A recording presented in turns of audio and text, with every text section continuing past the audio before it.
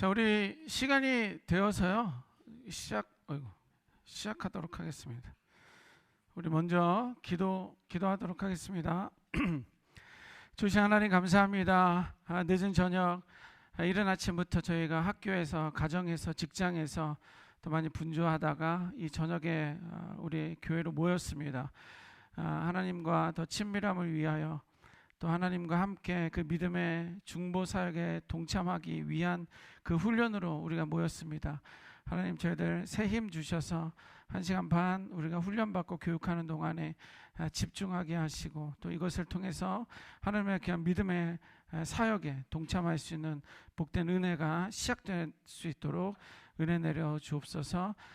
늦은 발걸음들입니다. 늘 운전대 또 걸음 하나님께서 안전 지켜주셔서 5주간 동안 우리를 방해하는 어떤 영적 공격 앞에 우리가 타협하지 아니하고 또 물러서지 않고 5주간 잘 감당할 수 있는 복된 은혜가 있게 하여 주옵소서. 예수님의 이름으로 기도드렸습니다. 아멘. 자, 교재 질문 있으면 중간중간에 해주시면 되겠습니다. 우리 교재 보도록 하겠습니다. 우리가 중보기도 학교에서, 특별히 우리 배우는 곳에서, 아니면 이제 여러분들이 이제 중보기도자로 이제 헌신하면 나가고, 아니면 여러분들도 계속 중보기도자로 헌신하고 계시는 분들도 계실 텐데요. 우리가 5가지 약속을 좀 해야 됩니다. 이것은 우리 수업뿐만 아니라 앞으로 우리들이 중보기도자로 나갈 때의 약속인데, 자, 1번 우리 같이 한번 읽어보겠습니다. 시작. 모든 진행 과정에 자원하는 마음과 성실함으로 참여하겠습니다. 어느 강의나 마찬가지겠지만 모든 진행 과정에 자원하는 마음과 성실함으로 참여하겠습니다. 이것은 우리가 결단하는 거예요. 그래서 누가 한번 읽어보시겠습니까? 그러면 쭈삐 막 이런 게 아니라 막 읽어보시겠습니까? 그러면 갑자기 한 20명이 갑자기 막 대답을 한다든가 그런 기적이 일어나기를 원하는데, 5주, 여러분들 오늘도 마찬가지지만 이 5주를 쉽게 생각하지 마십시오. 오늘 첫 주부터 오늘 못 오시는 분들 계시거든요. 우리들은 뭐 몇 달을 기다렸잖아요. 1달 반 정도를 기다리고서 거의 2달 가까이 기다렸다가 이제 온 건데, 이게 다음 주에 무슨 일이 안 생긴다라는 보장이 없습니다. 그래서 그렇지만 내 안에 성실함으로 내가 참여하겠다. 그럼 하나님 이 5주를 잘 마칠 수 있도록 주님 은혜 베풀어 주세요. 도와주세요. 그러면서 같이 좀 하시면 좋겠는데요. 성실함으로 참여하겠다 결단합니다. 2번째, 시작. 모임 중에 알게 된 개인적인 이야기를 다른 사람에게 옮기지 않겠습니다. 예, 모임 중에 알게 된 개인적인 이야기들이 있어요. 뭐 제 이야기들도 있을 수 있고요. 여기서 혹은 이제 오픈하시는 분들도 있을 수 있어요. 그런데 그래서 개인적인 이야기를 다른 사람에게 옮기지 않는 거, 이것은요 중보기도의 핵심입니다. 중보기도자의 핵심. 간혹 이것은 나만 하는 게 아니라 그 집사님에게도 말씀해서, 혹은 그 장로님에게도 이야기해서 같이 기도하기 위한 거였어요. 그런 취지면 너무도 좋습니다. 그런데 그게 1달이 2달이 걸리면서 그게 이제 가십거리가 돼요. 그냥 소문이 돼요. 김우기 목사님 그랬대. 그 집사님 그랬대 라고 하면서, 그게 오히려 정말 그러니까 우리가 더 금식하면서 으쌰으쌰하면서 우리가 좀 힘을 실어드려야 되는 거 아니야 라고 생각할 수 있는데요, 결코 그러지 않아요. 그때 되면요 그게 막 좀 조롱거리가 되고 웃음거리가 돼요. 그런 상처를 아마 받으신 분들도 계실 수도 있는데요, 다른 사람에게 절대 옮기지 않을 것을 여러분들 마음속에 결단하시면 좋겠습니다. 3번째, 3번 읽어봐요. 시작. 단순히 이론으로만 습득하지 않고 배움을 실천하며 열린 마음으로 적극 참여하겠습니다. 예, 이거 실천하는 것이 너무도 중요합니다. 왜 중요하냐면 이것은요 여러분들이 모르는 내용들이 없어요. 이거 뭐 신앙생활 뭐 5년, 10년, 20년, 40년, 50년, 70년 하신 분 계세요? 권사님? 아니. 예. 이렇게 하신 분들 계시는데 다 들어봤던 거예요. 다 들어봤던 거예요. 중요한 거는요, 저는 여기서 하는 거가 중요한 거예요. 내가 알고 있는 것을 하는 게 중요한 거예요. 그래서 실천하는 게 중요합니다. 그래서 과제물 내드리면 하세요. 기도하세요 하면 기도하시고, 예. 하셔야 돼요. 실천하는 게 중요합니다. 그리고 5주 안에 어떤 하나님께서 응답하셨는지를 경험하는 게 중요합니다. 실천하는 것이 중요합니다. 자, 4번째, 시작. 훈련과 교육 시간을 지키겠습니다. 예. 일찍 오늘 오셔서 준비하시는 분들 계셨는데요. 최대한으로 이 약속은 김을구 목사와의 약속이기도 하지만 또 하나님과 나와의 약속이다라는 어떤 그런 마음으로 최대한으로, 물론 이제 직장 때문에 늦을 수도 있고 혹은 빠질 수도 있고 이제 그렇지만 최대한 내가 지키기 위해서 노력한다라는 그런 마음이 우리에게 너무 필요합니다. 5번 시작. 훈련 기간 가족과 훈련생 그리고 교회와 열방을 위해 정기적으로 기도하겠습니다. 예. 우리는요 이제 중보기도자로 헌신하며 나아가는 사람들이 정기적으로 이제 기도하는 게 필요합니다. 정기적으로 기도한다는 것은 이제 매일 기도하는 거예요. 그 사람이 어떤 우리 주변에 옆에 앉아 계신 분들 혹은 뒤에 앉아 계신 분들, 뭐 아시는 분들은 뭐 같이 앉으시기도 하고 그랬겠지만 앞뒤로 생각하면서 오늘 수업에 그분 그랬는데 그분이 오늘은 떠오르네. 그럼 내가 그분을 위해서 기도해야지. 이러면서 우리 서로를 위해서 축복하면서 기도하고요. 무엇보다 우리는 교회 또 열방을 위해서 기도하는 게 너무도 중요합니다. 교회는요, 여러분들 아마 교회 이제 뭐 한 번 이상, 두 번, 세 번 이렇게 옮기신 분들 계실 거예요. 아마 전에 계시던 교회는 왜 교회가 이렇게 싸우는지 싸움 때문에 오신 분들도 계실 거고요. 어떤 분들은 뭐 그 목회자님 때문에 혹은 그 뭐 다락방 숭잔 때문에, 장로 때문에, 혹은 뭐 또 비즈니스와 관련돼 가지고 뭐 이런 것 때문에 떠나신 분들도 계실 거예요. 그런데 중요한 거는요, 우리는 건강한 교회를 만나는 게 너무 중요합니다. 근데 저는 정말 확신하는 것은 우리 호산나 교회는 매우 건강한 교회예요. 그리고 우리 담임 목사님은 건강한 분이십니다. 믿음 안에서, 신앙 안에서. 뭐 우리 목사님에 대해서 이제 오해하시는 분들도 계시고 미워하시는 분들도 계시고 뭐 또 그 반면에 또 너무 좋아하시는 분들도 계시고 뭐 여러 가지 소리를 듣습니다. 그래서 오해되신 분들에 대해서는 제가 알고 있는 그 목사님에 대해서 이제 말씀을 드리는데, 건강한 교회를 만난다는 것은 너무도 중요합니다. 그런데 그 교회가 건강하기 때문에 우리는 그 안에서 건강한 믿음 생활을 할 수 있는 거예요.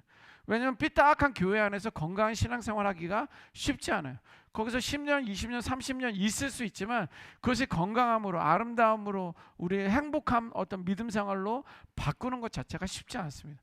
그렇다면 우리 교회를 늘 위해서 기도해야 되는 거고요. 또 우리 담임 목사님이 무너지지 않도록 뭐 여자에 대해서, 아니면 돈, 물질에 대해서, 뭐 섹스, 성에 대해서 유혹 뭐 받아도가 아니죠. 받지 않도록, 유혹에 넘어가지 않도록 늘 목사님 위해서 기도하시고, 여러분들 교구 목사님, 혹시 또 뭐 부서 목사님들을 위해서 기도하는 것이 여러분들 가정을 위해서, 여러분들의 개인의 삶을 위해서 너무도 중요합니다. 그래서 지속적인 꾸준한 그 기도하는 것이 우리에게 너무도 필요하다 말씀드립니다. 6번째 시작. 하나님과 깊은 교제의 시간을 가지며 무엇보다 하나님의 음성을 들으며 예수님의 마음을 품고 성령의 인도와 따라 기도하는 것을 실천하겠습니다. 뭐 복잡하게 많이 나열을 해놨어요. 깊은 교제의 시간을 가져라. 그리고 뭐 하나님의 음성을 들으라. 그리고 예수님의 마음을 품어라. 4번째, 성령의 인도를 따라라 하면서 기도를 실천하겠습니다. 이렇게 우리가 결단했는데요. 이것은 우리가 수업하면서 이제 여러분들에게 반복적으로 말씀을 드릴 것입니다. 그렇게 해서 수업을 들으면 되겠습니다. 자, 이렇게 5가지 약속하시는데 뭐 잊어버릴 수도 있겠지만 약속하시겠습니까? 네, 그렇게 좀 하시면 좋겠습니다. 자, 그러면 그 다음 페이지 한번 보도록 하겠습니다. 이제 5페이지 보면, 자, 기도 생활 체크리스트입니다. 이것은 이제 여러분들 자신을 한번 체크해 보는 거예요. 다음 표를 보며 평소 나의 기도 생활이 어떠한지를 체크해 봅시다 그랬는데, 점검 내용. 자, 여러분들 직접 한번 하세요. 기도로 하루를 시작하고 마무리한다. 시작은 하는데 마무리를 안 한다. 뭐 이거에 따라서 전혀 안 한다는 1점, 보통이다 3점, 매우 그렇다 5점. 뭐 그러면 거기다가 동글뱅이를 뭐 하나 치세요. 2번째, 주어진 일을 여러분들 교재에다 하시면 됩니다. 2번째, 주어진 일을 시작하기 전에 기도하는 시간을 가진다. 뭐 그렇다, 아니다, 보통이다, 전혀 안 그런다. 예.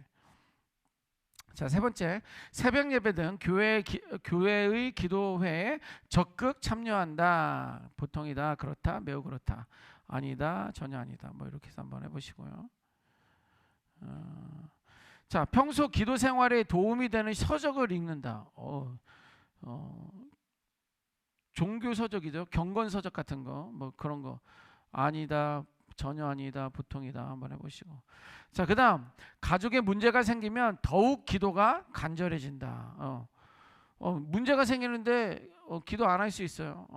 지인을 찾아다닐 수도 있고 막 이러는데 오히려 기도가 간절한지 아닌지 그런지 한번 보세요.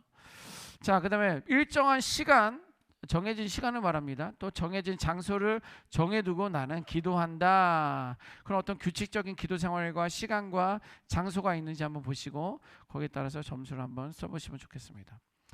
자, 그 다음에 타인을 위해 자주 중보 기도를 한다. 자, 중보 기도라는 것은 나를 위한 기도가 아니라 다른 사람들을 위한 기도예요. 가족 기도가 아니라 다른 가족들을 위한 기도인데 평소 나는 얼마나 그렇게 하고 있는지 한번 동고뱅이 한번 쳐보시고요. 자, 마지막 질문입니다. 기도 훈련을 위한 프로그램에 관심 있게 참여하는 편이다. 지금 정도면 아주 참여 잘하는 편이신데 한번 보겠습니다. 자, 그렇게 해가지고 점수를 한번 더해보세요. 1점에는 몇 점이 있고 2점 몇 점 해가지고 합계를 여기다가 이제 합계를 써놓으면 되겠습니다. 자, 점수 나왔습니까? 네, 살짝 저한테 눈치만 주겠습니다. 한 10점 미만이다. 한 20점 내외다. 네, 눈치만 주라고 그랬더니 막 손드는 분들 계시고 30점 내외다. 오케이. 자, 그러면 여기 한번 보도록 하겠습니다. 이게 뭐 객관적인 거일지 주관적인 건지 모르겠지만 그래도 나름대로 보면서 나의 기도 생활에 대해서 한번 진단해 보면 좋을 것 같습니다. 10점에서 20점 사이 중보기도 학교를 가장 열심히 공부해야 할 뿐입니다. 여기 열심히 이렇게 이게 뭐야? 열심히. 자, 오늘부터 실제로 기도할 수 있는 삶을 살아야 합니다. 효과적인 기도 생활을 원하시면 격려해 줄 수 있는 기도에 짝을 두는 게 중요합니다. 예. 효과적인 기도 생활을 원하시면 같이 격려해 줄 수 있는 기도의 짝을 두시는 게 좋습니다. 제가 뭐 특별히 여러분들 이 5주간 동안에 훈련 받으니까 뭐 중보기도 5명을 명단을 이름을 써와라 이렇게 하지는 않겠지만 여러분들 이제 다락방에 가시면 제가 지난주부터 중보기도 학교 다녔는데 이제 4주간 더 열심히 잘 다닐 수 있도록 기도 부탁해요 호호호 이렇게 그렇게 좀 하시면서 좀 창피하기도 하고 쑥스럽기도 하고 그렇지만 그렇게 해서 하게 되면 좀 그들의 기도가 제게 큰 힘이 되기도 합니다. 자, 21점에서 30점 아까 좀 가장 많이 들었던 숫자인데요. 그런대로 이게 좀 그러네요. 그런대로 기도 생활을 열심히 하고 있습니다. 자신의 부족한 점을 짚어보고 개선할 방법을 찾아봅시다. 예, 수업 들으시면서 어떤 부분들이 부족한지 한번 진단해 보시면 좋고요. 31점에서 40점 사이에 나오신 분들도 계시는데 그리스도 앞에서 모범적인 기도 생활을 하고 있습니다. 더 겸손한 모습으로 하나님 앞으로 나아가십시오. 이렇게 나왔습니다. 자, 이제 현재 여러분들의 어떤 위치를 저희가 좀 보게 되었는데요. 자, 그러면 이제 구체적으로 들어가도록 하겠습니다. 질문 있으면 수시로 해주시면 됩니다. 자, 그러면 나에게 기도란 이런 기도 성도의 의무인가 이렇게 나옵니다. 기도가 우리 성도들 여러분들 성도잖아요. 성도는 거룩한 무리를 우리는 성도라고 합니다. 그래서 그럼 뭐 크리스천이라고 합니다. 그런데 성도의 의무냐라는 거예요. 의무냐? 자, 그러면 그거 한번 제목이 들어가고요. 여러분들 거기다 한번 써봅시다. 나에게 기도란 무엇이냐? 거기 옆에다 한번 써보세요. 정의. 여러분들은 나름대로의 기도에 대한 정의를 그 옆에 라인에다 한번 써보도록 하겠습니다. 자, 우리가 들었던 기도에 대한 정의가 아니라 나에게 있어서 기도가 무엇이냐를 써보는 거예요. 우리 한번 제가 이제 몇 번 이 수업을 했잖아요. 강의를 하면서 들어보면 기도는 나의 호흡입니다. 이렇게 쓰신 분이 계세요. 저는 막 깜짝 놀랐어요. 호흡할 정도로. 그래서 기도 생활은 얼마나 하십니까? 그랬더니 그냥 삼시세끼 밥 먹을 때 기도합니다. 이렇게. 호흡은 계속 우리가 이렇게 호흡을 하는 건데 그렇게 늘 쭝얼쭝얼하면서 늘 기도하면서 묻고 대답하고 어떤 이런 게 호흡인데 이게 우리는 들어서 알고 있잖아요. 하나님과의 대화입니다. 이렇게 쓰신 분들도 계세요. 그래요. 하나님의 대화인데 그래서 어떻게 기도합니까? 물어봤더니 하나님의 음성 듣기 기도하는 거. 주여 믿습니다. 주시옵소서 주시옵소서. 예수님의 이름으로 기도합니다. 아멘. 그러고 끝난다는 거예요. 그러면 대화는 뭐예요? 그건 일방적인 거잖아요. 일방적인 거잖아요. 우리는 하나님 앞에 올려드리고 이제 하나님께서 의구에게 주시는 말. 의구야, 야 의구야, 그래 너 수고했어. 너 힘들구나, 애썼어. 이제 이런 말을 좀 들어야 되는데 우리는 기도 열심히 합니다.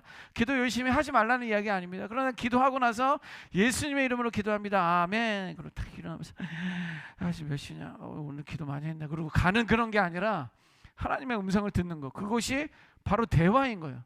듣고 말하고. 하나님이 그렇게 하다면 하나님 그때 그거 알고 계셨군요. 근데 왜 그러셨어요? 저한테 어떻게 하라고 원하시는 거예요? 또 물어보고 또 하나님이 듣고 기도하고 반응하고, 이게 소통이고 대화인 거거든요. 이제 그런 것들에 대한 이제 안내도 드리도록 하겠습니다. 자, 제가 두 가지 예를 좀 비하하면서 말씀드렸는데 우리 한번 말씀해 보도록 하겠습니다. 가나다라로 한번 제가 오늘은 여쭤보도록 하겠습니다. 이름이 잘 안 보여요, 제가. 제가 호칭은 잘 못하겠는데 고경희 집사님 오셨나요? 예. 나에게 기도란 어떤 것이다?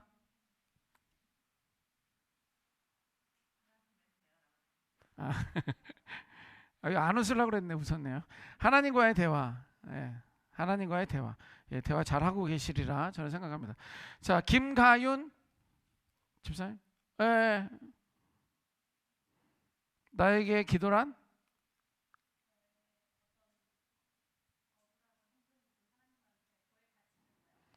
고해 받침. 예, 좋습니다.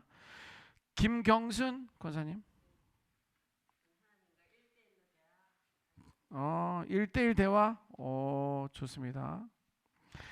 김군영. 네. 마음을 터놓는 거요. 예, 좋습니다. 다 그렇게 잘하고 계시죠? 김령미. 네. 삶의 전부. 삶의 전부. 자, 한 분만 더 해보도록 하겠습니다. 김서백. 오늘 못 오셨나요? 결석. 자, 그러면 그 다음 분 한 분 해요. 김정은. 네. 소통, 교제. 네. 그래요. 여러분들 잘 말씀하셨습니다. 자, 여러분들 나에게 있어서 기도다. 자, 그러면 우리 김주영. 네, 집사님. 성도라면 마땅히 기도를 드려야 할까요? 마땅히? 네, 마땅히 하고 계십니까? 그렇구나. 김지혜 집사님. 네, 어때요? 성도라면 마땅히 기도를 드려야 할까요? 네, 그래요. 마땅히 계속 기도하고 계세요? 그러시구나. 자, 왜 제가 이런 질문을 드렸는지 우리 한번 보도록 하겠습니다. 지금 김주영 집사님 하신 거죠? 네. 김지혜 집사님. 집사님 김주영 이고요. 네. 김태연 집사님 못 오셨어요? 여러분 참 못 오실 때는요 저한테 연락 주세요. 개인적으로 문자를 주시든지 아니면 문자를 주세요. 전화 주셔도 되고요. 전화번호 알려드리겠습니다. 여기 010 쓰세요. 010-9206-4833. 네. 저한테 연락 주시면, 중요한 거는요 우리가 하는 게 중요한 거예요. 다시 말씀드리지만 우리는 하는 게 중요하기 때문에, 그러니까 이제 말씀하시면 돼요. 김태현 집사님 못 오셨고, 남영옥 집사님, 우리가 거기 읽기 한번 읽어보도록 하겠습니다. 대한민국. 네, 제가 4대 의무에 대해서 여기다 써놨잖아요. 대한민국 국민은 예외 없이 지켜야 할 4대 의무가 있다는 거예요. 그래서 첫 번째는 국방의 의무, 그 다음은 납세의 의무, 세 번째는 교육의 의무, 근로의 의무. 교육이 진짜 막 그전에는 저 여기 초등학교 다닐 때는, 국민학교 다닐 때는 그때까지였는데 지금 고등학교까지가 의무 교육이에요. 그래서 무상 교육이죠. 무상 교육이라고 그러던데. 그러니까 이런 나라가 어디 있습니까? 근데 이제 우리나라는 교육의 의무가 있고요, 또 근로의 의무가 있다라는 거예요. 자, 그런데 자, 의무라는 단어는요, 사정적 의미는 사람으로서 해야 할 바를 말합니다. 그리고 도덕적으로는 그것을 원하건 원치 않건 마땅히 해야 하는 것이 바로 의무입니다. 그렇죠? 대한민국 국민이라면 마땅히 해야 되는 것이 의무예요. 원하건 원치 않건. 그러니까 국방의 의무인데, 남자들은 국방의 의무를 져야 되는데 어쨌거나 안 가려고 노력해서 안 갔단 말이에요. 돈을 썼든 뭐를 다리 몽둥이를 부러뜨렸든 안 갔단 말이에요. 그런데 그 사람들이 뭐 그냥 보통 사람으로 살면 뭐라고 그러지 않습니다. 그런데 그들이 뭐 대통령이 되려고 했더니 뭐 과거에 뭐 그 아들이 뭐 이랬다든지 아니면 뭐 국무총리가 되더라도 뭐 여러 가지 그런 것들이 있잖아요. 의무를 안 하려고 했었던 사람들이 우리로 하여금 나라의 지도자로 세운다. 그거를 우리는 보지 못한다는 거죠. 그냥 의무라는 단어에는 원하건 원치 않건 어쨌거나 해야 되는 것. 그냥 거기에는 즐거움이 있습니까? 없습니까? 즐거움은 사실 없어요. 비즈니스 하다 보면 왜 이렇게 세금을 많이 떼는지 우리나라도 많이 떼죠. 그리고 뭐 국가는 뭐 거기서 뭐 사고 날 수도 있는데 내가 국방의 의무를 지내야 돼. 내 4대 독자를 3대 독자를 보내야 돼. 막 이런 여러 가지 생각들을 하는데 자, 이거 의무를 지켰을 때 다른 권리도 수반하고 하지만 의무를 지켰을 때 권리도 수반되고 누리는 것들이 분명히 있다는 어떤 강점도 있습니다. 자, 하지만 그것이 무엇이 되었든 의무라는 것에는 자발성. 첫 번째 비판은 자발성보다는 뭐예요? 강제성이 있어서 그리 즐겁지만은 않다라는 거예요. 자발성보다는 강제성이 있어서 그리 즐겁지만은 않다라는 거예요. 제가 왜 그래서 우리 두 집사님한테 성도라면 마땅히 기도를 해야 되느냐 물어봤는데요. 여러분들 뭐 마땅히 기도해야 되는 거 맞습니다. 성도인데 기도 안 하면 뭐 아니죠. 자, 그런데 우리는 그런 어떤 강제성이 우리 안에 있다면 신앙생활하면서 아니 교회 다니면서 목사님 새벽 예배도 안 가요? 여기 우리 사랑부 선생님도 계시는데 지난주에 제가 하여튼 해프닝이 좀 있었습니다. 제가 이제 추석을 끝나고 어머니를 서울에서 이제 모셔왔어요. 그래서 잠깐 이제 몇 달이 아니지 몇 주 잠깐 한 2, 3주 모시고 계시는데 저희 어머니가 월요일 날 아침에 저한테 물어보시더라고요. 의구야 새벽 예배 갔다 왔니? 87살이세요. 그래서 밥 먹다가 아니요 그랬어요. 그랬더니 저희 어머니가 뭐라고 그러시는지 아세요? 아무 얘기 안 하시더라고요. 그래서 이제 밥을 드셨어요. 그리고 하루가 지났어요. 화요일 날 아침에 또 어머니랑 식사하면서 어머니가 또 물어보시는 거예요. 의구야 새벽 예배 갔다 왔니? 아니요. 그래서 저 어머니가 뭐라고 그러시는지 아세요? 둘째 날인데 아무 얘기 안 하시더라고요. 그래서 밥을 먹었어요. 셋째 날 이제 화요일 날 자고 셋째 날 아침이 됐어요. 그래서 이제 막 밥을 먹는데 어머니가 또 물어보신 거예요. 의구야 새벽 예배 갔다 왔니? 이렇게 물어보시는 거예요. 사실 저는 화요일 날 저녁에 제 아내랑 이야기했어요. 만약에 내가 내일 아침에 새벽 예배 안 가면 어머니가 또 새벽 예배 갔니? 안 갔니? 물어보실까? 안 물어보실까? 그랬어요. 그래서 글쎄 그냥 그러고서 잤습니다. 근데 수요일 날 아침에 됐는데 또 물어보시는 거예요. 그래서 아니요 그랬어요. 그래도 어머니는 또 아무런 얘기 안 하시고 그냥 식사하시는 거예요. 이제 넷째 날이 됐습니다. 수요일 날 저녁에 자기 전에 이제 막 수요 예배 드리고 와서 이제 아내랑 좀 이야기하고 막 이러다가 물어봤어요. 혹시 내일도 또 물어보실까? 또 물어보시겠어? 그러면서 이제 잤어요. 이제 아침에 일어났습니다. 이제 또 아침 밥을 먹어요. 그래서 이제 어머니가 또 물어보시는 거예요. 의구야 새벽 예배 갔다 왔니? 그래서 제가 뭐라 그럴게요? 아니요 그랬어요. 제가 연일 4일을 안 갔어요. 이제 그러고서는 이제 금요일, 토요일 제가 이제 새벽 예배를 갔습니다. 저는요 이제 나중에도 그런 이제 수업 내용이 그게 나오는데요. 이게 이제 하나님의 음성을 듣는 거예요. 하나님은요 구약 시대처럼 뭐 아브라함아, 모세야 이렇게 말씀하시지 않으세요. 근데 우리는 양심이란 게 있잖아요. 양심 여러분들 양심 있어요? 양심 있습니까? 네, 한번 보겠습니다. 어느 정도 양심 있는지 제가 한번 보겠습니다. 양심이란 게 있어서 진짜 사람이라면 이러면 안 되는 거 아닌가? 도덕적이면 이러는 거 아니야? 아니지 않은가? 아니면 정말 그래도 좀 그 정도 연배면 그 정도 뭐면 이렇게 좀 해야 되는 거 아닌가? 이런 어떤 양심이 우리에게 있는데 그렇게 살지 못하면 우리는 좀 속상하기도 하고 막 이제 좀 부끄럽기도 하잖아요. 그게 양심이거든요. 근데 하나님의 음성은 어떤 신앙의 음성, 하나님의 음성은 그런 것들로 우리들에게 말씀해 주시기도 해요. 근데 이제 그런 것들은 어떤 세상적인 것들도 말씀해 주시기도 하지만 성경에 기록되어 있는 말씀을 통해서 하나님은 그 양심처럼 신앙의 양심으로 말씀해 주시는 거예요. 그러니까는 하나님을 경외하라라는 것이 분명히 성경에 말씀들어 있는데 우리가 예를 들면 막 세상을 즐거워하고 세상의 어떤 삶을 살아보면 그래도 교회 가야 되는 거 아니야? 뭐 내가 기도를 안 했는데 기도하고 밥 먹어야 되는 거 아니야? 어떤 이런 것들은 하나님의 말씀으로 이렇게 주시는 그런 경우들도 있는 거예요. 근데 이제 그날 아침은 이제 하나님께서는 저희 어머니를 통해서 저에게 말씀하신 거예요. 저는 이제 새벽 예배에 대해서 극단적으로 이제 말씀을 드리긴 했지만 이제 우리들의 삶 속에서는 하나님께서 계속 말씀을 하세요. 근데 우리는 아까 전처럼 소통이고 대화라고 하면서도 하나님의 말씀을 들으려고 하지 않아요. 그러니까 우리는 기도하면서 예배 드리면서 말씀 가운데 찬양하는 가운데 하나님께서 양심으로 말씀하는 것처럼 성령님께서 우리들을 말씀해 주시고 하나님께서 말씀하시는 것을 우리는 민감하게 생각하면서 들어보는 게 중요해요.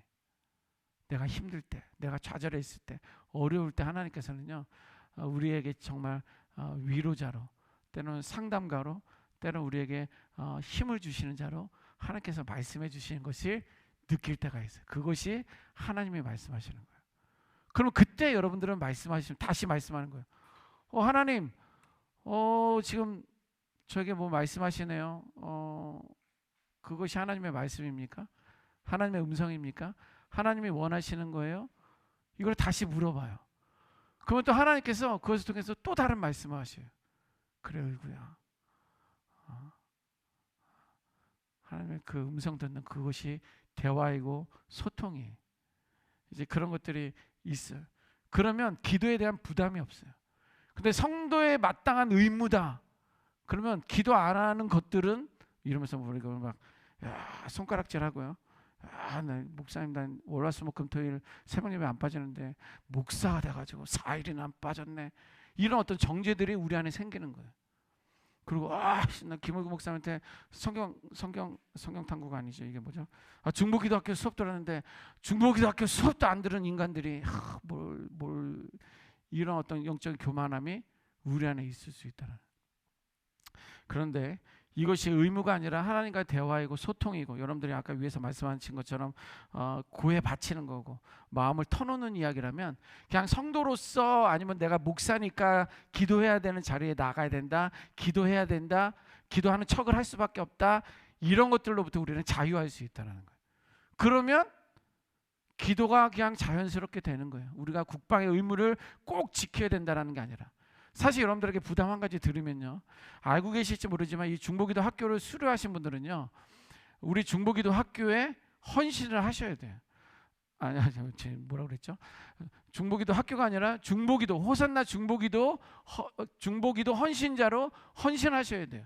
근데 그거는 어떤 거냐면 일주일에 한 요일을 정하고 그 요일 중에서 1시간은 교회에 와서 기도하는 거예요. 그런 내 기도가 아니라 남들을 위한 기도 제목. 그 남들을 위한 기도 제목은요, 일반적인 기도 제목도 있고요, 어떤 데는 긴급 기도 제목도 있고요, 어떤 데는 환우 기도 제목도 있고요. 또 어떤 거는요 거기에 쭉 해가지고 우리 교회 전반적인 심지어 안소 집사님들, 장로님들, 목사님들 이런 교회 전반적인 것들의 기도 제목, 나라에 대한 열방에 대한 기도 제목들이 있어요. 그거를 1시간, 일주일에 한 번 1시간씩은 해야 되는 그런 거예요. 알고 있어요 목사님, 당연한 걸 말씀하시네, 이렇게 생각하실 수 있지만, 그러나 딱 그랬을 때 이거 괜히 따라왔네, 괜히 등록했네, 이런 부담이 있을 수 있거든요. 그러나 이제 이러한 것들은 하나님의 어떤 그런 의무가 아니라 하나님과의 어떤 그런 만남, 소통의 시간이라면 그게 그렇게 힘들지만 않아요. 중요한 건 꼭 내가 그 자리에 그 시간에 갈 수도 있지만 출장하면 거기 못 가잖아요. 너무 바쁘면 놓칠 수도 있잖아요. 그러면 그때는 그래도 그 시간을 기억하고 내가 거기에는 못 가 있지만 내가 여기서라도 내가 좀 기도해야 되겠다. 이런 하나님과의 관계가 있으면 기도가 그렇게 부담스럽거나 힘들지만은 않다는 거예요. 그것을 우리는 5주간 동안 훈련하려고 하는 거니까 과잠을 잘 하시기 바랍니다. 자, 무엇을 알면 무엇가 보인다, 사단의 전략, 이렇게 나와 있는데요. 보세요. 관계를 알면 뭐가? 기도가 보인다. 사단의 전략은 뭐냐요? 관계 파괴예요. 여러분, 네. 무엇을 알면 무엇가 보인다. 관계를 알면 기도가 보인다. 사단의 전략은 관계 파괴다라는 거예요. 여러분요, 성경에서도 매우 중요시 강조하는 것이 바로 무엇이다? 관계예요. 성경에서는요, 관계를 되게 중요시합니다. 우리 목사님도요, 말씀하실 때마다 그런 관계에 대한 이야기들을 말씀하시죠. 자, 그래서 성경은 다양한 관계의 예를 소개하고 있습니다. 그리고 각각의 관계 속에서 역할들을 성실히 감당해야 함을 강조하고 있습니다. 이렇게 성경이 관계를 중요시하기 때문에 사단은 그 관계를 어떻게? 파괴하려고 합니다. 예. 성경은요, 관계를 그렇게 중요하시기 때문에 관계에 대한 이야기들을 많이 하고 있어요. 그 관계에 맞는 그런 삶을 살아가라고 강조하고 있다는 거죠. 그러니까 그것이 사단의 입장에서는요, 그 관계를 어쨌거나 부러뜨리고 싶어하는, 이간질해가지고 갈라지게끔 하는, 분열을 시키게끔 합니다. 그게 관계 파괴, 사단의 전략입니다. 그래서요, 여러분들 혹시 가정 안에서 부부와의 관계라든가 아니면 자녀와의 관계라든가 부모와의 관계라든가 아니면 다락방 안에서 아니면 어떠한 공동체 안에서 아니면 여러분들 뭐 개모임 뭐 그런 어떤 놀이 어떤 뭐 동기들 이런 데서 관계가 좀 껄끄러울 때가 있잖아요. 특별히 막 집에 들어갔는데 이게 어두운 기운이 팍 온단 말이죠. 이게 무슨 일이야? 봤더니 아내의 그 안색도 싸늘하고 아이들 방문을 들어갔더니 방문은 닫혀 있고 애들은 누워서 핸드폰만 하고 있고 내 영감이 맞았어. 이제 애들과 제 아내가 싸운 거지. 뭐 싸웠는지 혼났는지 뭐 일방적이었는지 알지 못하지만 우리는 그것을 알아요, 몰라요? 알아요. 집에 들어가면 알아요. 그리고 남편이 나를 지금 잘 사랑하고 있는지 아닌지를 알 수 있어요, 몰라요? 알아요. 그럼 애들은 모를 것 같아요? 애들은 알아요, 몰라요? 애들도 알아요. 애들도 압니다. 왜냐면 우리는 이렇게 대화하면서 눈을 보고 막 이렇게 대화를 해야 되는데 식사하세요. 이러고서 이제 막 아내와의 어떤 갈등이 있으면 그냥 뭐 어디 식당 주인도 그렇게는 안 하겠어요. 식사하세요. 밥 먹어 뭐 이런 식인 거예요. 뭐 밥이 넘어갑니까? 안 넘어가죠. 우리는 그걸 알고 있다는. 그러면요, 그거는요, 아내가 뭘 원하는지 아니면 남편이 뭘 원하는지 뭐가 문제가 됐는지에 대해서 해결하려는 게 아니라 그는 그 우리 사이에 사단이 개입했다라는 걸 우리는 알아야 되는 거예요. 그리고 하나님은 한 가정을 이루게 했는데 하나님은 아름다운 공동체를 세우게 했는데 가족을 세우게 했는데 이 안에 창기가 도는구나. 이제 이러면 우리는 그때 그것을 해결하기 위해서 우리는 하나님 앞에 나아가야 돼요. 그럼 하나님 내가 뭘 잘못한 거죠? 그럼 하나님은 분명히 의고 너 그거 몰라서 묻냐? 하나님 분명히 나에게 말씀해 주시는 거예요. 그러면 자존심 상하죠. 내가 가서 먼저 말해야 되는 거 내가 알고 있다라는. 그러나 우리는 거기에 사단이 개입돼 있다라는 걸 알아야 돼요. 중요한 거는요, 이 시간에 우리는 그것을 깨달아야 돼요. 사단이 그 관계를 파괴한다. 그걸 회복시키는 노력들이 우리 안에는 있어야 되는 거예요. 자, 그러면 어떠한 관계들이 있는지 우리 한번 그 그림을 보도록 하겠습니다. 우리 박은실 시장 오셨나요? 안 오셨어요? 네. 서영욱 집사님? 네. 이 첫 번째 그림 있잖아요. 요거는 성경에서 무슨 관계를 말하고 있는 걸까요? 성경에서 나온 관계예요. 무슨 관계일까요? 결혼. 결혼. 그렇죠. 결혼이죠. 결혼의 관계? 그러면 이제 우리는 부부 관계로 말할 수 있어요. 하나님은요, 신랑이라고 합니다. 신랑과 신부. 우리는 신부라고 하잖아요. 여러분들 신부라고 하죠. 신부 여러분들 어떻게 됩니까? 여러분들은요, 신랑을 만나기 위해서는 우리는 거룩해야 돼요. 순결해야 돼요. 어떻게 또 성경 에베소서 보면 순종해야 돼요. 또 그 안에는 아름다움이라는 것들이 있습니다. 신랑을 맞이해야 되는 하나님과 나와의 관계는 그런 거예요. 그러니까 우리는 성경에 내가 거룩하니 너희도 거룩하라 라고 말하고 있잖아요. 그러니까 우리는 최대한으로 나의 거룩함을, 깨끗함을, 순결함을 준비해야 되는 거예요. 여러분들 결혼했을 당시에 그 신부 맞이했던 그 신부의 모습들을 생각해 보세요. 그리고 아름다움의 모습을 기억해 보세요. 어쨌거나 신랑에게 더 잘 보이기 위해서 아니면 하객들에게 잘 보이기 위해서 한 달 전서부터 살 빼잖아요. 엄청 살 빼더만. 그러고 나서 살이 훅 찌기는 하는데, 이건 부부 관계에서 있어 신랑과 신부와의 관계를 말하는 거예요. 자, 그런데 이렇게 거룩하고 순결하고 순종하고 아름다움에 대한 이야기들이 있는데, 그런데 이것을 관계의 파괴를 어떻게 합니까? 사단은요, 의심하게 하면 의처증을 갖게도 하고, 아니면 의부증을 갖게도 하면서 의심을 갖기 시작하는 거예요. 어떤 그런 의부증이나 의처증 같은 경우는 치료를 받아야 된다고 저는 생각합니다. 그런데요, 괜히 그런 거가 아닌데 의심하는 거예요. 아니, 저 여자가 뭐 저 아내도 아니에요. 제 아내도 아니고, 아니 저 인간이, 저 여자가 왜 요즘 이렇게 립스틱을 빨갛게 바르고 다니는 거야? 막 이러면서 이제 의심하면서 꼬리에 물고 하면서 결국엔 그 작은 것들로 인해서 시험에 들게 하고 뭔가 트집을 잡으려고 하고 관계를 파괴하려는 어떤 사단의 전략이 있다라는 거예요. 아, 그것을 통해서 우리는 깨달아야 돼요. 의심하는 것, 또 뭐 예를 들면 좀 극단적이지만 죄송하지만 이혼이라든가, 아니면 별거 생활한다든가, 아니면 미워한다라든가, 이런 것들은요, 어떤 관계를 파괴하기 위한 그 시작점이라는 것을 여러분들은 기억을 해야 된다라는 거예요. 두 번째, 소영 집사님, 윤경민 집사님, 네, 두 번째 그림은 뭘까요? 네, 상하. 예, 좋습니다. 상하인데 왕과 신하의 관계. 우리는요, 하나님께서는 나의 왕이죠. 만왕의 왕이잖아요. 만주의 주인이잖아요. 그러면 나는 뭐예요? 하인이에요. 신하입니다. 그 관계를 우리는 기억해야 되는 거예요. 그런데 우리는요, 신앙생활 하다 보면 내가 왕이 되어 있는 그런 일이 있어요. 왕의 자리에 내가 앉는 경우들이 너무도 많이 있다는 거예요. 그런 관계들을 중요시해야 되는 거예요. 그래서 우리는요, 왕과 신하 관계에 있어서는 충성을 요구합니다. 절대적인 충성이에요. 왕에게 있어서 신하는 충성을 해야만 하는 거예요.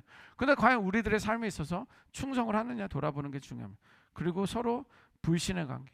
아, 왕은 자기만 알아. 왕이 뭐 어쩌고 저쩌고 이렇게.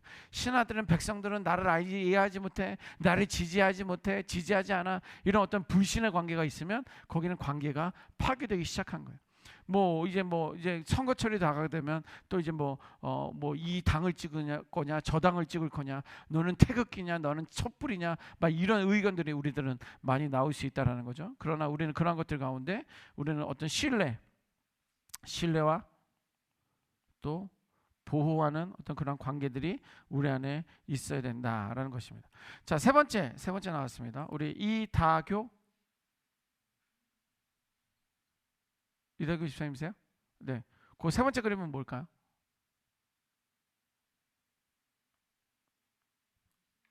네? 내가 이거 그림을 잘못했네. 포도나무와 가지.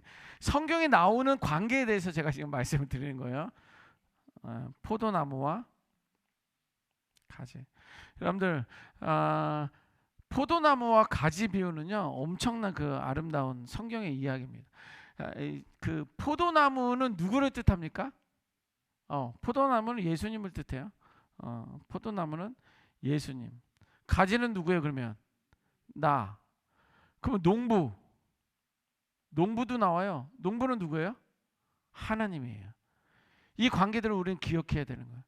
포도나무는 예수님이고 거기에 붙어있는 가지는 나라는 거예요. 농부는 하나님이시다는 거예요. 그러니까 하나님께서 물을 대고 이렇게 공급하시고, 이제 포도나무는 이제 그 농부가 주는 어떤 해에 따라서 그 양분을 뽑아들고, 가지들은 어떻게 하는 거예요? 그 가지 나무에만 붙어 있으면 되는 거예요. 그러면 열매가 맺히잖아요. 그 열매는 누가 얻는 거예요? 열매는 사실 우리가 얻는다고 생각하지만 그 열매는 농부가 가져가는 거예요. 그렇죠? 그게 영광을 돌리는 거예요. 우리는 먹든지 마시든지 다 하나님의 영광을 위하여 하라라고 하고 있는데, 우리는 그렇게 영광을 돌리지는 못하잖아요. 그런데 그게 무슨 말인지 잘 모르겠지만, 그러나 나의 삶 가운데 내가 잘 되는 것, 유익하는 것, 아름답게 살아가는 것, 내가 믿음 안에서 신앙생활 잘하는 것, 그것을 통해서 얻어진 것들이 열매인 거고요. 그것들을 통해서 하나님은 영광 받으신다라는 거예요. 포도나무와 가지의 관계가 그렇다라는 거예요. 여기는요, 가지는요 독립할 수가 없습니다. 예수님을 떠나서는 가지 나무에서 떨어지면 죽음이에요. 독립할 수 없다라는 거예요. 스스로 안 된다라는 거예요. 그래서 거기에는 거짓 정보가 있습니다. 거짓 정보. 거짓 정보는 뭐냐면, 야, 예수님 없어도 돼. 야, 그거 그냥 먹음직스럽고 탐스럽기도 하고 보암직스러운데 그냥 먹어. 이런 것들이 거짓 정보가 우리 안에 들어온다라는 거예요. 그런 것들을 우리는 가지를 쳐야 되는데, 이 한 포도나무와 가지의 관계를 통해서 우리는 알 수가 있다라는 것입니다. 그런 관계들을 파괴되지 않도록 하시고요. 마지막 네 번째 그램, 이상수 집사님. 네, 맞습니다. 목자와 양의 관계. 뭐 목자와 양에 대한 이야기들은 많이 있죠. 이 여러분들 아시는 것처럼 양은요, 근시, 멀리 있는 걸 바라보지 못하는, 가까운 거. 그리고 또 귀가 발달해 있어요. 제가 몇 년 전에 그런 텔레비를 봤는데, 아마 여러분들 중에서도 그런 텔레비를 보신 분들이 계세요. 이제 뭐 이스라엘 팔레 중동 지역에 가가지고 방송국에서 하는데, 양들이 자기의 목자의 소리를 들을 수 있는지 안 듣는지 어떤 테스트하는 거였어요. 그래서 A라는 목장에 있는 사람이 B에 있는 양들에게 왜 뭐 이렇게 소리를 질렀어요. 근데 양들이 전혀 반응을 하지 않는 거예요. 그런데 이 양에 있어서 양의 주인인 그 목자가 와 뭐 이렇게 하니까 양들이 막 반응하고 막 움직이고 막 이러더라고. 그게 양들은요, 귀가 발달되어 있기 때문에 그래요. 사실 우리는요, 그 맹인들은 앞이 보이지 않으니까 이게 그 뭐예요, 이 감각이, 촉각이 되게 민감하게 되어 있습니다. 그래서 그 사람들 손은요, 여기 끝에는요 되게 부드러워요. 왜냐면 이렇게 해가지고 점자를 읽어야 되니까. 그리고 청각 장애인들은요, 이 사람들은 듣지 못하니까 뭐가 발달되어 있는지 아닙니까? 눈치가 발달되어 있어요. 눈치가 또 얼마나 빠른지 모르고요. 눈의 시력에 대한 어떤 그런 발달들이 돼 있어요. 자기의 부족한 부분들이 있었어요. 양도 마찬가지예요. 그래서 우리가 목자는 양의 음성을 듣고라는 부분들이, 그래서 오늘날 우리들도 보려고 믿는 것이 아니라 보지 않고 믿는 믿음, 그 들음을 통해, 하나님의 음성을 들음을 통해서 우리가 믿음을 확실할 수 있는 거예요. 그래서 이스라엘 땅에서 예수님의 어떤 시작점이 되었기 때문에 목자와 양을 쓰긴 했지만, 예를 들었지만 결코 양의 모습들은 우리들의 모습이에요. 그리고 양은 얼마나 어리석은지 아냐면, 양은 다리가 짧잖아요. 그리고 몸은 또 비대하잖아요. 그 다음에 양털까지 있으면 그냥 한번 넘어지잖아요. 그러다 누군가 도와주지 않으면 죽어요. 스스로 일어나는 것 자체가 쉽지 않아요. 누군가 일으켜줘야 돼요. 그게 이제 목자의 역할인 거예요. 그래서 목자를 따라가는 것. 이제 이런 얘기도 있고요. 얼마나 어리석은지 이해하기만 하겠습니다. 우리는 겨울이면 우리는 추우니까 어떻게든 손도 좀 붙잡고 이렇게 좀 뭐 품어주기도 하고 안아주기도 그러잖아요. 근데 양들은 반대예요. 매 그러면서 너 춥구나. 그럼 너 춥구나. 그럼 너 한번 추워봐. 그러면서 양들은 흩어져 있어요. 추우면, 더우면 또 붙어 있어. 너 한번 더워봐 이러면서. 이게 이렇게 어리석은 모습인데, 우리들의 믿음이나 신앙생활하면서도 우리들도 그래요. 나 없이 너 잘 되나 보자. 그 교회 잘 되나 보자. 그 목사 잘 되나 보자. 라고 하면서 그냥 같이 그냥 흙탕물에서 뒤둥그는 거예요. 그거는 목회자도 잘못하고 그 성도들도 잘못하고 다 잘못한 건데, 그런 어리석임이 우리들에 있다라는 것을 한 번 더 말씀을 드립니다. 자, 이렇게 성경에서는 관계를 중요시하는데 이 외에도 많은 관계들이 있어요. 뭐 어떤 뭐 또 무슨 관계가 있죠? 토기장이와 진흙과의 관계, 이런 거. 왜냐면 토기장이 내가 진흙을 만들어서 그릇을 만들었으면 그냥 그대로의 어떤 삶을 살아가야 되는 거예요. 그것을 하면서 원망하면서 하나님 왜 나는 이렇게 했습니까? 다른 것은 더 이쁘게 했는데, 이런 것들이 우리들은 없어야 된다는 거예요. 그래서 이런 관계들을 지키는 것이 너무 중요합니다. 우리 마태복음 7장 9절에서 11절 같이 한번 읽어보겠습니다. 시작. 너희 중에 누가 아들이 떡을 달라 하는데 돌을 주며 생선을 달라 하는데 뱀을 줄 사람이 있겠느냐? 너희가 악한 자라도 좋은 것으로 자식에게 줄 알거든 하물며 하늘에 계신 너희 아버지께서 구하는 자에게 좋은 것으로 주시지 않겠느냐라는 것입니다. 자, 그러면 여기 이 마태복음 7장 9절에서 11절 말씀은 어떤 관계를 말하고 있을까요? 아버지와 아들, 부자 관계를 이야기하고 있어요. 아버지와 아들.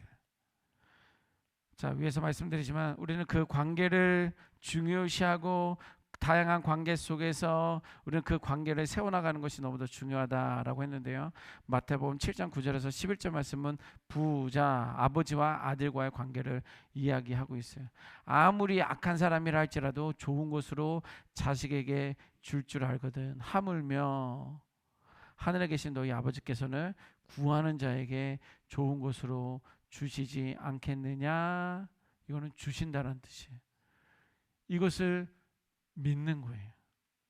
여러분들이 나는 부족하지만 그래도 내 아들이 달라고 하면 어떻게 해서든 주려고 하고, 내 딸이 필요하다 그러면 만들어서라도 주려고 하고, 고생해서라도 어떻게 해서든 내 아들 딸들은 편하게 살려는 그런 마음들이 우리 안에 있잖아요. 근데 우리 하나님은 그 이상이라는 거예요. 그 하나님을 믿는 것이 중보기도 학교의 시작입니다. 신랑과 신부와의 관계를 기억하고, 왕과 신하의 관계도 기억하고, 푸르나무의 가지 목자와 양의 관계를 중요하면서 그 관계 속에서 하나님 앞에 나아가는 것이 우리에게 중요합니다. 자, 그러면 그 깃발 하나 있는데요. 얘가 아버지와 아들과의 관계라고 했는데, 하나님의 아들이 되는 방법, 내가 어떻게 하나님의 아들이 되었느냐. 로마서 8장 14절 우리 같이 한번 읽어보겠습니다. 시작. 무릇 하나님의 영으로 인도함을 받은 사람은 곧 하나님의 아들이다. 누가 하나님의 아들이라고 말했어요? 하나님의 영으로 인도함을 받은 사람. 여러분들 하나님의 영으로 인도함을 받았습니까? 하나님의 영으로 인도함을 받았다라는 말이 무슨 말이에요?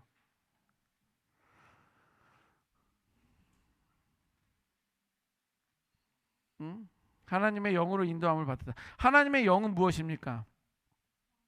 예, 맞아요. 하나님의 영은 성령이라고 말해요. 성령의 인도함을 받았다라는 것은요, 성령은 우리를 인도하시는 분이에요. 그러면 성령의 인도하심에 우리는 순종하는 거예요. 그걸 따라가면 되는 거예요. 예, 목사님 그게 뭔데요? 성경에 나와 있어요. 성경에 나와 있는 대로 가라 하면 가고 서라 하면 서는 거. 하나님의 영, 성령에 순종하는 거, 민감하게 반응하는 거. 이것이 우리는 하나님의 아들이다. 그럼 다시 한번 질문합니다. 여러분들은 성령을 받았습니까? 성령을 어떻게 받았어요? 언제 받았어요? 성령을 받은 증거가 뭐예요? 네? 하나님을 믿어지는 거. 예.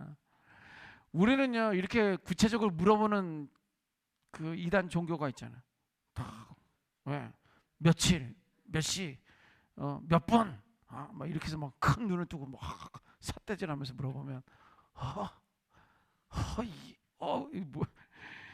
예. 중요한 거는요, 여러분들 뭐 다 아시겠지만 한번 짚고 넘어갑니다.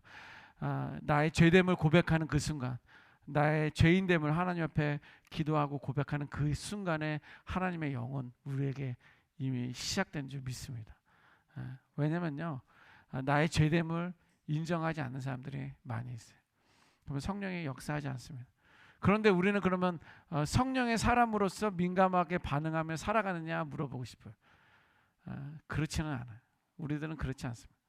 자, 그런데 한 가지 예를 제가 들어보겠습니다.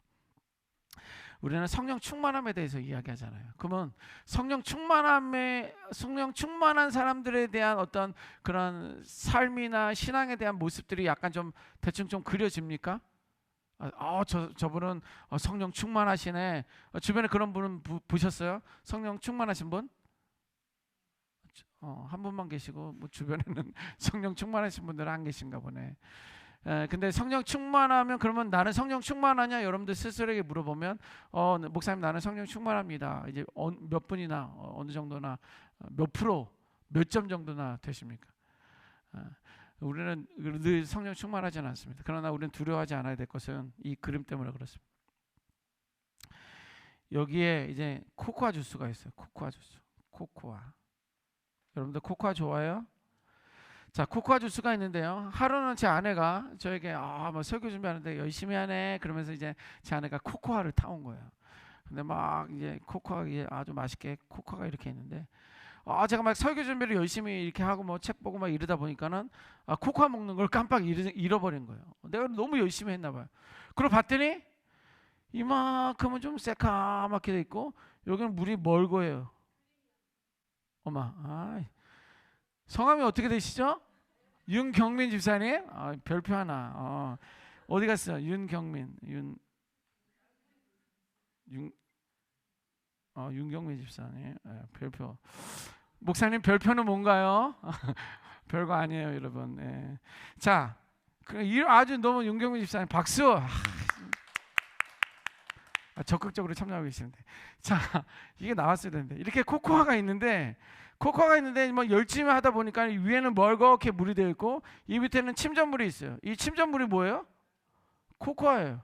그럼 여러분들 이게 코코아입니까? 코코아가 아닙니까? 코코아 맞아요? 그럼 여러분들은 어떻게 먹어요 이거를? 그냥 조심스럽게 위에만 이렇게 빨대로 빨아먹습니까? 흔들어 먹어요? 자, 알기도 잘하시네. 예, 우리는 이거 흔들어요.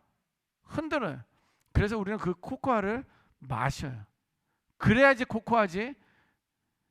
안 그러면 멀건 물이 돼요. 여러분들 성령 충만함이 그런 것입니다. 성령이 나갔다 들어왔다 이런 것이 아니에요. 때로는 성령이 없는 것처럼 나의 어떤 삶의 모습이 있을 수도 있어요. 목사들도 마찬가지예요. 목사들도 지치고 힘들고 그러면요, 진짜 내가 말을 안 해서 그렇지 왜 목사님이 저렇게 힘이 없어, 기운이 없어, 왜 이렇게 매가리가 없어, 아니면 왜 이렇게 적극적이지 못해, 이런 모습들이 있을 수도 있다라는 거예요. 매번 그러면 그분은 잘못된 거겠지만, 그러나 나의 모습도 그런 거예요. 과거에 옛날 얘기, 우리 라떼 있잖아. 라떼는 내가 진짜 20km도 10리도 내가 걸어서 새벽 예배 가고 철야하고 그 다음날 새벽 가고 내가 뭐 밥을 내가 400명 밥을 내가 매주마다 밥 내고 설거지 그냥 아이고. 그럴 때는 성령 충만하고, 물론 나이도 젊었으니까 그럴 수도 있는 거예요. 시간이 지나면 뭐 더 하고 싶어도 못해요. 하라는 이야기 아닙니다. 그러나 성령 충만함에 있어서 기쁨을 그것을 감당했을 때랑 지금은 성령 충만함이 그냥 왔다가 예배만 드리고 눈도장만 찍고 그냥 이런 것들은 성령 충만함은 좀 덜 하잖아요. 그러나 성령은 우리 안에 있다라는 거예요. 오히려 성령을 회방하는 거, 예수를 부인하는 거, 그 인정하지 않는 것, 이런 것들이 성령 회방을 하지 않는 이상 성령은 우리 안에 있다는. 그래서 이 성령 우리에게 너무도 중요하기 때문에 저는 기도할 때마다 성령 충만함을 위해서 기도하자고 그래요. 성령이 임하시기를 위해서 기도합니다. 성령이 임하시기 위해서 기도한다는 건 뭐냐면 떠난 영을 다시 끄집어 온다는 것이 아니라 내 안에서 역사하시도록. 그러면 그 안에 기쁨이 있고 그 안에 즐거움이 있는 거예요. 여러분들도 이 시간이 아니면 교회 오는 것들이, 예배하는 것이, 봉사하는 것들이, 헌신하는 것들이 기쁨이 없다고 한다면 저는 일단 그것을 다 내려놓으시라고 말씀드립니다. 우리 사랑부 선생님들만 빼놓고. 네. 왜 그러냐면 기쁨이 있어야지 즐거움도 있어요. 네. 그런데 그것이 없는 것은 가라앉아 있는 코코아와 같은 거예요. 그래서 믿음 안에서 성령이 내가 민감할 수 있도록, 내가 기도하면서 성령이 말씀하시는 것을 인정해서 다시 한번 붙들 수 있도록 성령 충만함을 위해서 늘 기도하는 것이 중요합니다. 그럼 성령 충만함은, 제가 오늘도 뭐 아침에 뭐 설교는 안 했지만, 기도 인도는 안 했지만 구루토기 기도회 때 찬양 인도하느라고 목이 조금 잠겼었는데, 무조건 뭐 고래고래 소리 지르고 주여 삼창하고, 아니면 뭐 방언을 하고, 아니면 뭐 각종 은사를 드러내고, 이런 것만 성령 충만이냐? 저는 그렇게 생각하지 않아요. 그건 각자의 선물들이 있는 거고 나는 그것이 없는 거예요. 그러나 그 사람이 없는 것을 나는 있는 거예요. 그것을 받아들이면서 그것에 대해서 감사하면서 내게 주어진 믿음 안에서의 헌신이 우리에게 너무도 중요합니다. 이거 특별히 중보기도자들에게 있어서 더 중요한 거예요. 그래서 그 성령을 받았는지를 제가 한 번 더 확인했고요. 성령 충만함을 사모하자는 것으로 여러분들에게 말씀을 드립니다. 그래서 여러분들 뭐 어떤 관계 때문에 뭐 목사님이 있으니까 내가 중보기도 헌신자로 헌신합니다. 그 목사님 떠났으니까 나는 그냥 조용히 좀 쉬었다가 나중에 마음에 드는 목사님이나 만나면 그때 봉사해야 되겠다. 이런 것들이 아니라 이건 하나님과의 관계이기 때문에 성령의 어떤 민감함에 반응해서 우리는 5년이고 10년이고 20년이고 중보기도 헌신자로 헌신할 수 있다라는 것. 그 맛을 여러분들은 경험하고 누려보자라는 것. 그것이 이 수업에 대한 중요한 내용이기도 합니다. 자, 그래서 무릇 하나님의 영으로 인도함을 받은 사람들은 하나님의 아들이다라는 것을 말씀을 드렸습니다. 자, 영적 전쟁의 자가 고민의 복이라는 건데요. 제가 한번 읽어보도록 하겠습니다. 제가 마이크가 있으면 여러분들이 읽으면 좋겠는데요. 혹시 1시간 반이어가지고 화장실 안 간 건데 화장실 가셔야 되는 분도 계시나요? 그냥 조용히 갔다 오시면 되겠습니다. 가셨다가 그냥 가시지 마시고요. 9시에 정확하게 끝낼 테니까. 자, 고민해보기 제가 읽어봅니다. 자, 윌리엄 거널은 그의 책 그리스도인의 전신갑주라는 책에서 영적 전쟁에 대해 이렇게 기록하고 있습니다. 자, 윌리엄 거널이라는 사람은 그리스도인 전신갑주라는 책을 했는데요. 책이 얼마나 두꺼운지, 책이 엄청 두꺼운 그런 책이 있습니다. 근데 그는 영적 전쟁에 대해서 썼어요. 혹시 읽어보신 분들 계십니까? 정말 경건서적, 종교서적 읽기 좋아하시는 분들, 책 읽기 좋아하시는 분들, 이거 한번 읽어보시기를 권해드립니다. 엄청 인사이트 있고 되게 좋은데요. 자, 그런데 자, 영적 전쟁은 빨간 줄 있잖아요. 성도와 사탄 사이의 전쟁이라는 거예요. 예, 우리는 혈과 육의 전쟁이 아니라고 우리는 분명히 있습니다. 혈과 육 전쟁이 아니다라고 말하고 있어요. 여기서도 거널은 그렇게 이야기하고 있어요. 영적 전쟁은 성도와 사탄과의 전쟁입니다. 자, 전쟁은 너무나도 피비린내 나는 것으로 사람들 사이에 전쟁이 아무리 잔인하더라도, 지금도 뭐 이스라엘과 팔레스타인 전쟁 중에 있습니다. 저는 이스라엘도 갔다 왔고요, 팔레스타인도 갔다 왔습니다. 분리장벽 하나만 놓고서 이 땅은 이스라엘 땅이고 이 땅은 뭐 팔레스타인이에요. 근데 그 가자지구라는 지역은 지중해 쪽에 좀 더 가까운 지역이 있는데 거기는 전쟁이 끊임없어요. 오히려 위험한 것은 이스라엘 지역에 있는 팔레스타인도 위험하고, 하여튼 뭐 전쟁이 일어나고 있는데 얼마나 어떻게 심할지 모르겠는데, 자, 그런데 아무리 전쟁이 심하다 할지라도, 잔인하더라도 교재 보면 이에 비하면 영적 전쟁은 세상의 전쟁은 어린애 장난에 불과하다라는 거예요. 며칠 사이에 1000여 명 이상이 죽고 몇만 명의 이재민이 생기고, 아무리 그래도 혈과 육의 전쟁은 영적 전쟁에 비하면 어린애 장난에 어린애 장난에 불과하다라는 거예요. 그러니까 전쟁의 차이가 여러분들이 경험한 6.25 세대, 우리 아니에요? 여기 6.25 세대 경험하신 분 없어요? 태어났을 때였는데 6.25였다. 안 계시는구나. 안 계시는구나. 6.25 겪으신 우리 어르신들은요, 아주 치를 떠십니다. 아무리 치를 떨어, 그 공산당 정말 믿으면 안 된다라고 말할 정도인데, 그 전쟁에 비하면 영적 전쟁은 더 크고 더 엄청나다는 것을 그것을 자각하는 것이 우리 중보기도 학교에서 너무 더 중요합니다. 자, 보세요. 육체를 죽이는 것은 영혼을 멸하는 것에 비하면 아무것도 아니라는 거예요. 최근 몇 년 사이에 우리 중에 사람이 칼에 맞아 무덤에 들어간 사람들이 대체 몇천 명인지를 생각하면 슬프기 한량 없다라는 거예요. 하지만 그들 중에 얼마나 많은 이들이 하나님의 진노의 칼에 지옥으로 떨어졌겠느냐 하는 것을 생각하면 그보다 더 놀라울 게 없다라는 거예요. 여러분, 칼에 맞아서 죽고, 미국 같은 경우는 총을 쏴서 죽고요, 또 지진이 났고요. 얼마 전에 그 지진으로 인해서 얼마나 많은 사람들이 죽었습니까? 그리고 뭐 저는 봤더니 저는 사막인 줄 알았어요. 사막인 줄 알았는데 사막이 아니라 그 나라의 동네 자체가 푹 주저앉은 거예요. 어떻게 우리 지역으로 보면 죄송합니다만 이 강서구 명지동에 있는 이 아파트 단지가 그냥 푹 주저앉은 거예요. 몇만 명이 죽잖아요. 그런데 영적 전쟁에 의해서 죽은 사람들은 그 지옥에 떨어진 것들에 대해서 우리는 얼마나 아파하고 고통스러워하고 힘들어하고 있느냐, 그 정도로 영적 전쟁에 대해서 여러분들은 민감하고 있느냐라고 윌리엄 거널은 우리에게 말해주고 있는 거예요. 자, 이어서 보면 영적 전쟁은 과거 오랜 세월 동안 싸웠고 이제는 끝난 그런 싸움의 역사가 아니다라는 거예요. 영적 전쟁은 옛날에 뭐 청일 전쟁, 뭐 한일 전쟁, 뭐 이런 것들이 아니다라는 거예요. 지금도 계속 싸우고 있는 싸움의 역사라는 거예요. 현재 오늘 아침도, 오늘 저녁에도, 오늘 여기에 뭐 세미나에 오기 위한 이 모든 것들도 영적 전쟁의 연장선이고 시작이고 지속적으로 이루어지고 있다는 거예요. 자, 이 비극은 지금도 계속 일어나고 있습니다. 그것도 머나먼 세계의 어느 모퉁에서 일어나는 싸움이 아니라, 다른 나라, 다른 사람들의 이야기가 아니라 나와 여러분들과 직접 관련되어 있다는 거예요. 뭐가요? 영적 전쟁이에요.